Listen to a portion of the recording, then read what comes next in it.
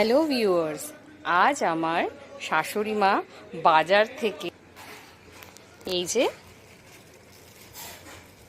ঘাটকোল শাক নিয়ে এসছে। আজ আমি করব ঘাটকোল বাটা।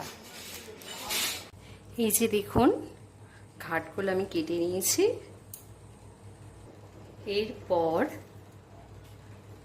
আমি মিক্সার গ্রাইন্ডারে এই যে এই পাতা ডাটা সমেত শাকগুলো দিয়ে দেবো।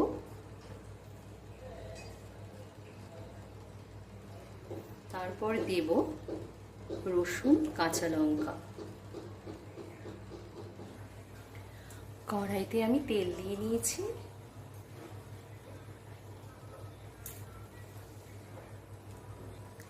তেল আমার গরম হয়ে গিয়েছে। এরপর আমি কালো জিরে আর শুকনো লঙ্কা তেলে দিয়ে দিলাম।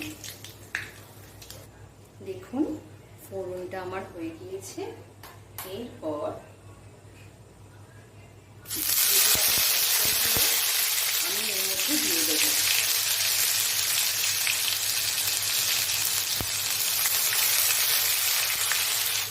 আমি একটু লবণ দেব।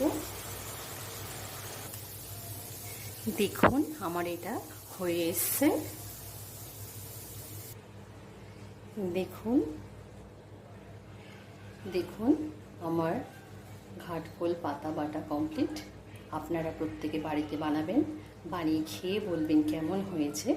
ভালো লাগলে চ্যানেলটাকে লাইক এবং সাবস্ক্রাইব করে দেবেন।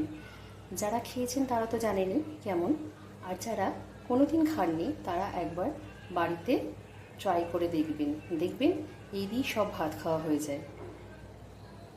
আমি আমার ব্লগ আজকে এখানেই শেষ করলাম।